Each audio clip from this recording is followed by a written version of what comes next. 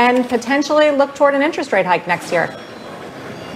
Right, and I have become more concerned, particularly the interest rate picture, and that depends on the inflation picture. Now, Friday we're going to get the PCE, but that's going to be a benign number because that's based on the CPI, which we know is way understating what the inflation is. I think when we get the CPI next month, and if it really runs hot, then we could be in trouble, because if you listen to Chairman Powell, he opened the door for faster tapering. Now, I think the market is okay with the tapering, ends in the middle of next year.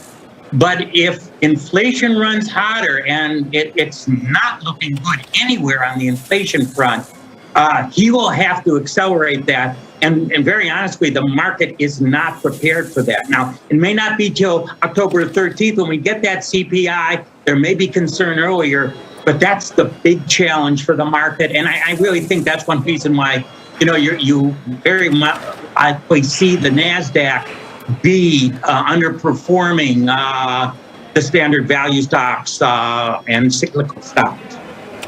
Professor Siegel, if that happens, so an accelerated taper as opposed to suddenly rate hikes, what would that lead the market to do? Are we talking finally that 5% to 10% pullback, or a much bigger collapse than that?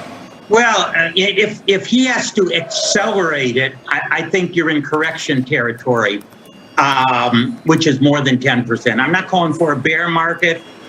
And this could be after the market creeps up another 3-4% till mid-month or later. It's so hard to time these. But if there's a faster taper, there will be a major correction. I mean, the market, the story that the low yields are the reason, if there's a faster taper, that means the yields are going to be rising earlier, and that will change the mindset. I'm not going to say it's happening right now, and I don't think stocks are particularly overvalued now at all. I'm just saying that is the big risk going forward, and I am nervous about the trends that I see in the inflation.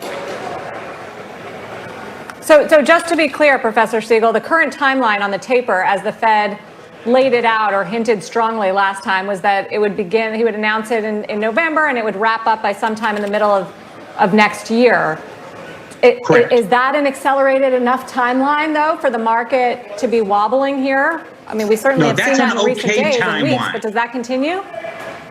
That's an okay timeline. But if inflation runs hotter, and I think it will run hotter, but if it does, there will be pressure on him finishing the taper earlier and saying we now have to move closer to when we raise rates to slow down the inflation. Clearly, the market is not ready for that. That is number one threat, I think, to the stock market for the rest of 2021. Josh, you still quite relaxed if these types of things do play out and we do have accelerated tapering? Yeah, I want to ask a follow-up to Professor. Good to see you, my friend. What would be the urgency for accelerated taper if they're not even thinking about raising interest rates? So I have this theory that the reason why the stimulus is $120 billion a month, right? 40 billion mortgage bonds, 80 billion treasuries, is specifically so that they would have a year to take $10 billion off of it, similar to the last time they did a taper. They would have a full year, each month by month, taking less and less off.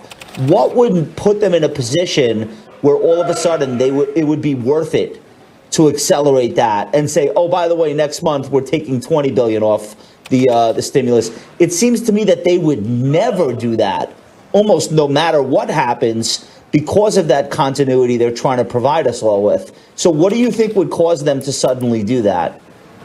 Well, Josh, I think it's going to be bigger than 10 billion a month. I mean, to finish by the middle of next year, you need to do 15 to 20 billion a month. But if we start seeing 0.6, 0.7% per month data, inflation data, October, November, December. Listen, we all know CPI is way understating the housing inflation. The rental inflation is almost nil in the data right now. And it's all going to be, look at the shortages that are going to come in the fourth quarter. I mean, they're not measuring the inflation because people can't buy the goods. Many people say, I'll pay 10%, 15% more to have the goods today if I can. Well, they're going to come on, and they're going to come on more expensive. And, the Fed cannot ignore the inflation mandate. It has a dual mandate, not just the employment, which it says it is almost met. But if it ignores the inflation, that is number one fault of the central bank that is very detrimental. They're going to have to move faster, and the market is not prepared. Yeah, it's certainly a risk out there. Hang on, because we do want to hit the risk. Delivering Alpha conference. It is a risk. It's underway right now, our headline conference, some of the biggest names on Wall Street advising investors how to navigate this market. Leslie Picker here with some of the highlights from the day. Leslie. Hey, sir, one of the more confusing ways of navigating the market is through crypto, although it has been a huge outperformer of Alpha recently, delivering more than 250% returns for expert investors in that area. Now, several prominent managers making news at the Delivering Alpha conference with their crypto views today. Here's Thoma Bravo founder Orlando Bravo.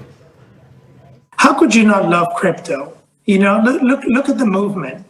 Aren't we all tired of paying all those transaction fees and exchange rates and seeing currencies in different countries being completely devalued and watching our friends in Argentina carry calculators around to try to purchase based on inflation rates? I mean, crypto is just a great system. It's frictionless, it's decentralized, and young people want their own financial system. So it is here to stay. Bravo shared that he owns Bitcoin and is, quote, very bullish on it. Andreessen Horowitz's Katie Hahn is considered one of the most foremost investors in crypto. She said many in the crypto industry actually want regulation, but it can't be a one-size-fits-all approach. A lot of people, there's a myth out there that, those in the crypto industry don't want regulation. And that is actually, I can say, a myth. It's not that the industry does not want regulation. I always say it wants clarity, but it also does not want to be treated as a monolith. TPG's Jim Coulter said he thinks Bitcoin is, quote, interesting, but carbon credits as a currency is, quote, really interesting. Now, still to come, Social Capital's Chamath Palihapitiya in what's sure to be a fiery conversation beginning in about 20 minutes' time. Guys. All right, Leslie, thank you. Leslie Picker. And by the way, not too late to sign up for that conversation or for Delivering Alpha. You can get all that great content on demand. Just have to go to deliveringalpha.com to register. Josh, not too surprising to see the institutional love around Bitcoin. We know that's been happening. What's notable is how Bitcoin has acted during some of these big selling days on the back of higher yields. Bitcoin looks a little more like a tech stock in terms of the price action than gold or any kind of safe haven currency, which a lot of people embrace it as. What do you make of it? Yeah, I'm glad you noticed that. Bitcoin's correlation to the NASDAQ 100 disqualifies it from some of the ways in which it's being described as an aid to a portfolio. Hopefully that doesn't continue for very much longer, but you're absolutely right. I think a lot of the sound bites coming from conferences in general. I was at SALT a couple of weeks ago. I heard all the stuff coming out of this one. I would imagine that'll continue through the end of the year. I think it makes people in what's being referred to as TradFi, traditional finance, feel like they're cool. You see them wearing sneakers and stuff now. They're wearing T-shirts. They're trying to talk about Bitcoin as much as they can. I totally understand that impulse. I totally get it. I'm not mad about it. But I think that there's very little substance to most of what people are saying about it. These are not the sort of people that are sitting in the Discord chat and listening to people explain papers and white papers and really going through these projects. These are not the people listening to the Into the Ether podcast or reading Packy McCormick.